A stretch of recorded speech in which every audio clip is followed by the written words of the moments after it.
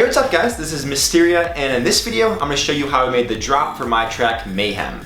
I did a bunch of cool stuff with sound design, layering, processing, mixing in this one, so I thought it'd be cool to show you guys how I did it, maybe give you some tricks to use in your own productions. I'm also going to give away all the samples I used in the drop for this one for free, so check out the link in the description below for that. You can download those, use them in your own tracks, make some cool stuff. But yeah, other than that, let's dive into the tutorial.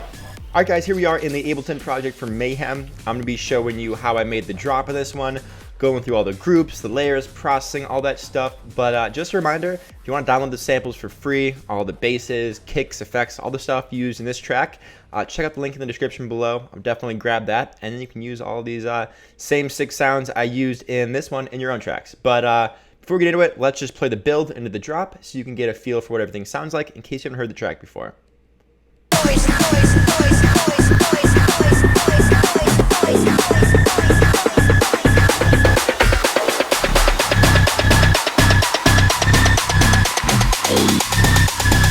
Make some motherfucking noise.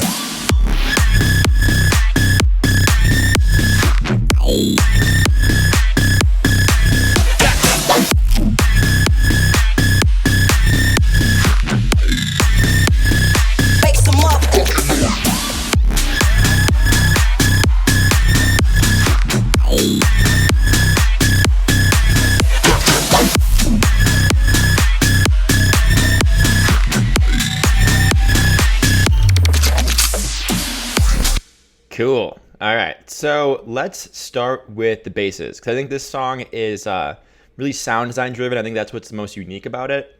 So let's get into what's going on in this group. And this basses, it's also leads. It's kind of just all the main sounds.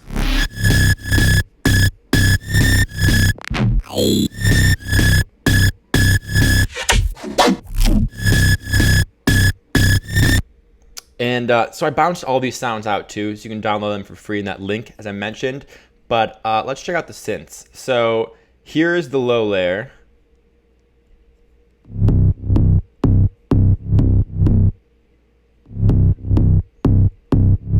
So this is really what's providing the power in the song, what people are gonna like feel at the club, what you'll hear vibrating from outside. It's those low frequencies, and that's what's really carrying the riff in this one. This is one of the most important sounds, even though it's kind of tucked back there because it's low frequencies, super important. And then, yeah, I'm doing some glue compression. I'm not doing any glue compression. 0%, it's not even hitting it. Some all right, I'm not even doing any processing. I'm really just doing some EQ here. I think I had these effects on, and I was playing with the dry wet, and I wanted to use them, but I couldn't find a way that it sounded better, so I just took the dry wet to 0. Should have probably deleted them, but then let's look at this one. I think I probably applied the same processing to this one. Okay, some pretty more aggressive EQ here, because I thought I had this low bass and this lead on top, which I'll play for you in a second. And I thought there was still something missing in the mids, so here's this one.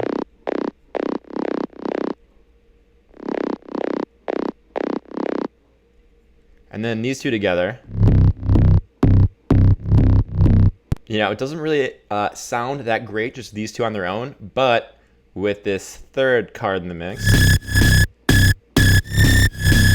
it works. You know, here is this layer without that mid.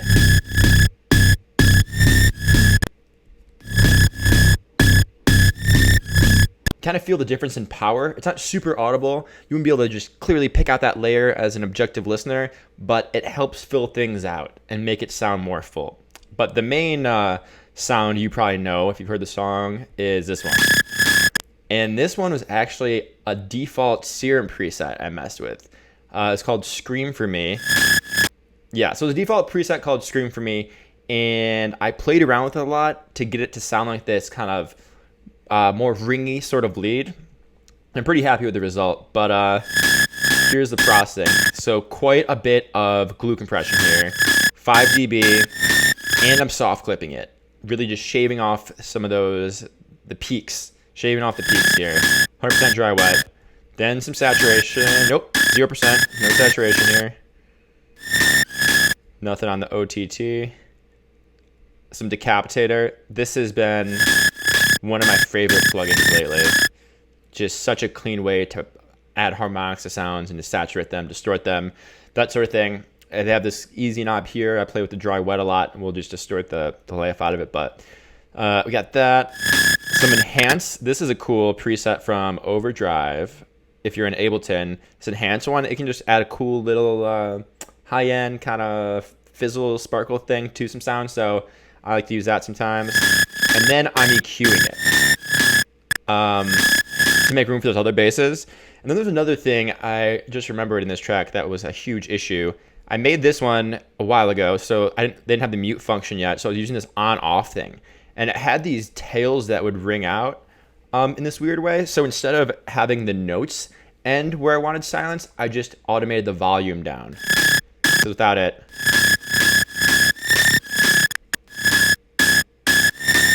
So that's kind of how I made a little bit of the melody with that one. Just using that kind of on-off. But now, if I made it, I would just use this mute. Same thing in utility. So that's this main group. Here's what sounds like together. Some multiband compression. Great preset here in multiband dynamics. And if you're an Ableton user and you haven't experimented with some of the presets in here, they're really cool. Especially if you're not looking for something specific when you're processing a sound, just to throw on some of these ones like OTT, obviously. Multiband compression is a great one. Car stereo is a great one, and kind of just see what happens and see if you like what it did to the sound. And then I'm not doing anything here. This is just kind of a EQ kind of filter rack I have, so nothing crazy. And so that's the main motif. And what I did in the build is I kind of faded it in. Up here, I'm doing some more processing, and I'm fading in the highs.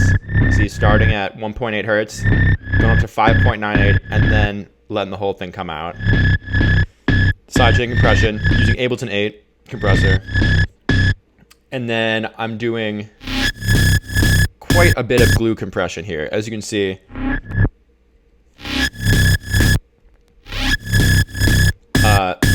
Yeah, I think it's the same settings as the other glue compressor we saw. I'm also using Mix Gel. I think that's a preset in here. Yeah, Mix Gel. So this is another cool one, presets, Ableton, it's awesome. To just kind of get things to sit better together, like a group of sounds, kind of get the dynamics together, squeeze things together a little bit.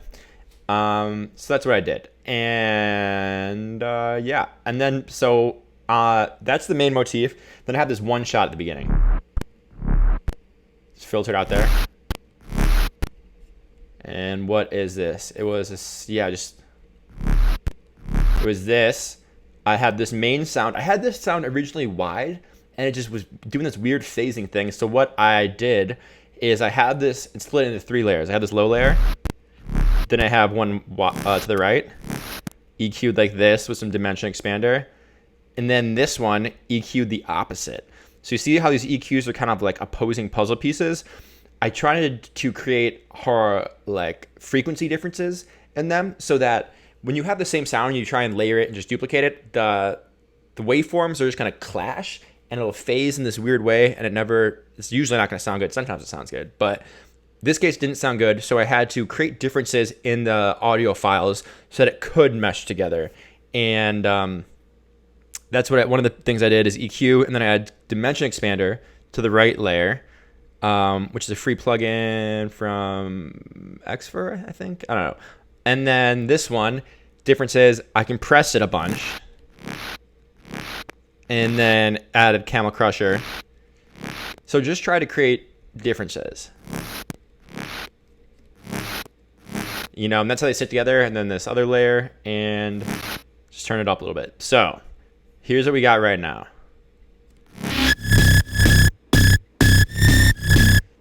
And then the trick for me was just getting these cool one-shots in there to make things like move and, add some growls, add some spice, all that cool stuff. So I also bounced all these out into fills so you guys can download them in that link I was talking about. But I'll show you what they sound like.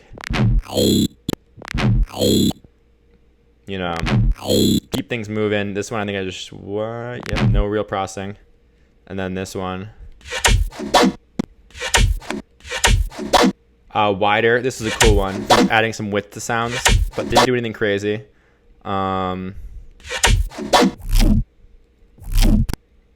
What's this one? I think this is a bass I made and recorded. Yeah. I think I talked about how I do a lot of just recordings of messing around in Serum with a bunch of processing. I think these two are results from that. Some more one shots. I think I have variation on this one. Yeah, so this is a cool trick. So if you have your one sound like that, this one is not pitched at all. It was in key with the track. And then for variation, I pitched it down 12 semitones down here in the bottom left. Ableton has these cool warp modes that you can see beats, tones, you know, here's what tones sound like. You know, different textures can be even more different.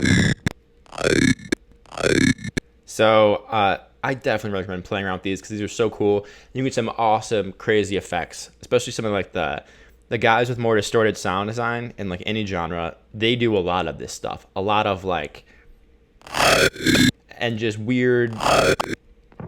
I don't know. You're really playing around to get some kind of unexpected result.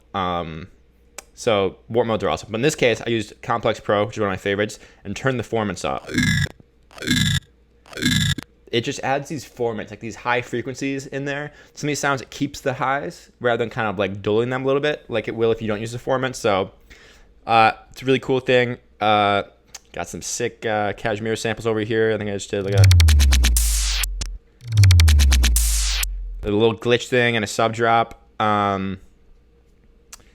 Yeah. So I think that's about all that's going on for the basses here, guys. I showed you this processing up top just to kind of glue things together. But yeah, so that's what we got so far. And then let's go on to some of these vocals.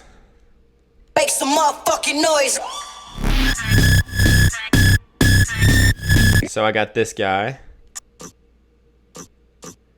And this is almost like acting as a percussion, but it's more of like a human kind of percussion. So it just adds this cool organic feel. And it's subtle, but it adds a cool effect to the track. Then on top of that, I have this Lex Luger vocal. Classic sample, some weird EQ on it. In the mids too, because I think I only wanted the mids to be more prominent in this area, like the kind of up center of the mix, and I didn't want to touch the sides, so that's what I did. And then I used a little bit of CLA vocals. It's from Waves, and it's just this cool vocal plugin with a lot of nice presets on there. So yeah, I got that, and then I have some of these shouts.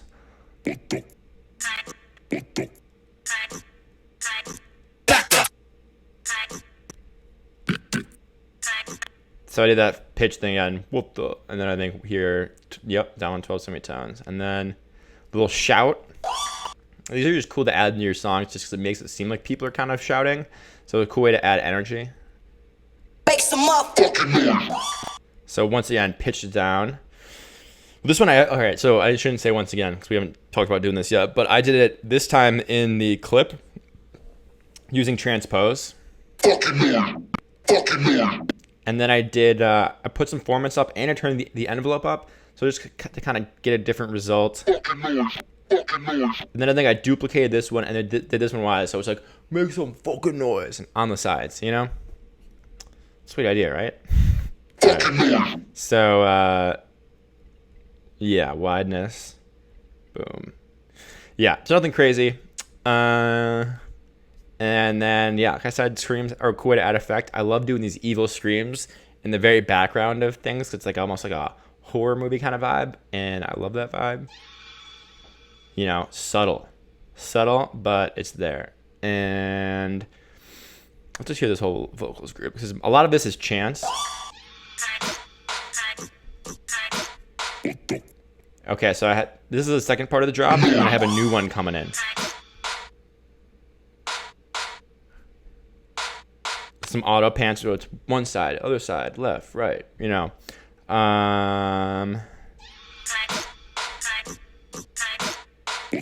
It's more of the one shots.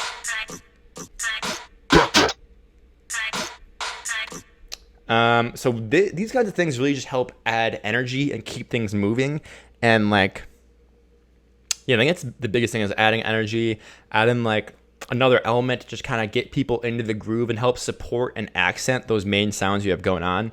And these kinds of chants, these are huge. And I was gonna say like this kind of like more upbeat bass house genre now, but they're huge in every genre because it's really cool. Adds a really cool effect to tracks. So here's where we're at right now. And then we got some effects, and I love effects. So I think I went pretty hard in this one. So let's see.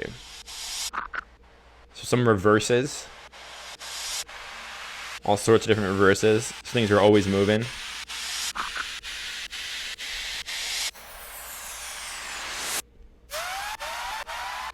You feel how it's like it's almost like this kind of like white noise layer the whole time. Kind of, it's like almost like this gloss the whole time in the background of stuff's kind of sweeping up and coming down, and it's just, I don't know. I really like that effect, especially if you're creating a track where the world it's in is more of like a dystopian kind of spacey dark sort of world.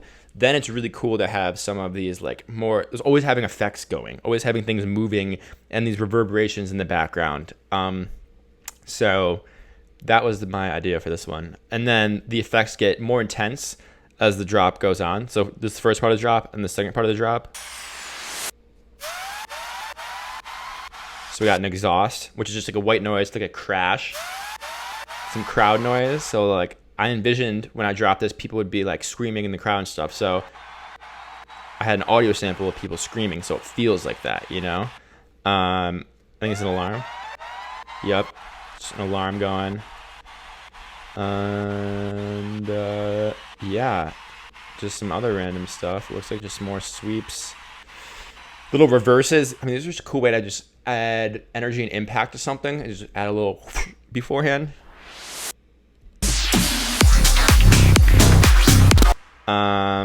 And then let's get into the drums. Final section. So right now for the drop, we've got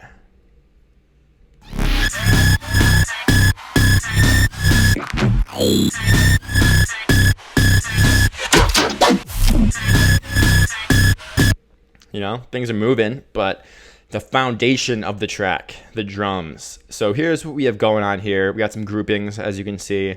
So let's start at the top. So this is just a kick trigger. This was just sending MIDI to any of my sidechain compressors I had. And then my kick. And the only reason I didn't use my kick is because it sends a MIDI signal. And correct me if I'm wrong, but the way I understand it is that the length of your sample, like the MIDI, that's the MIDI signal it's sending.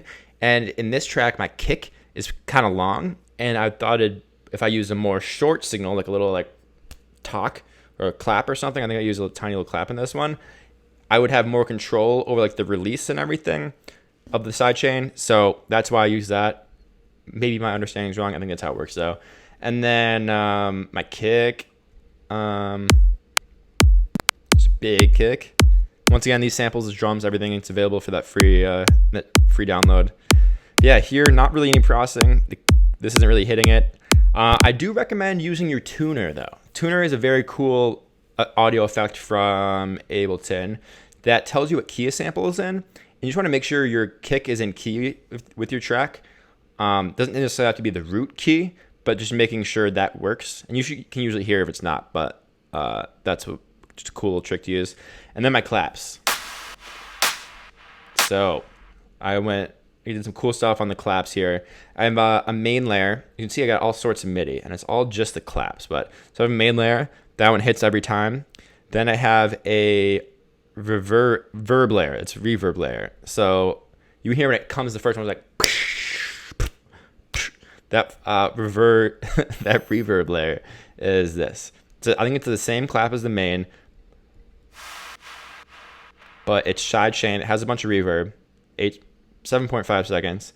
Then I'm OTTing it. Adding an OTT after a reverb is a cool way to kind of like smash it together, so it brings it out in this cool way, brings out the reverb tail.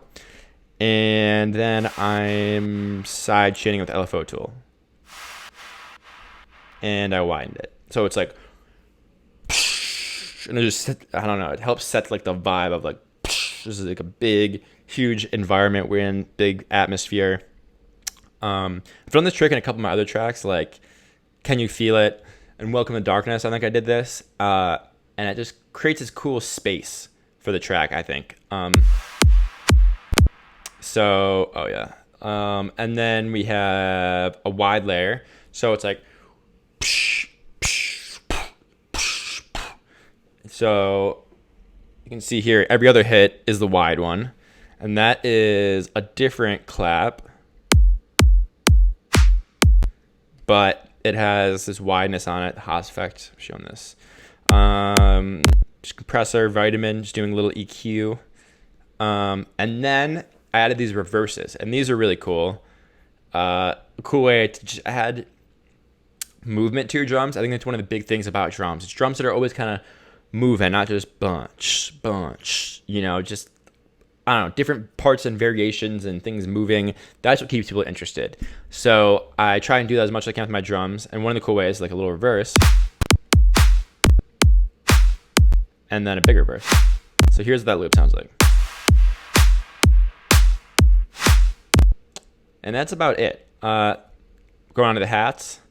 I have no hats in the first part of this drop, but they come in the second.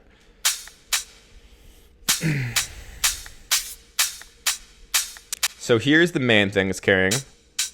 Just this little loop, hat loop I found, nothing crazy. And then I layered some other drum samples over it to make it a little more dynamic. Like this wide hat every other time. And then this other one, it's kind of like cool, kind of reversey sort of hat. So like,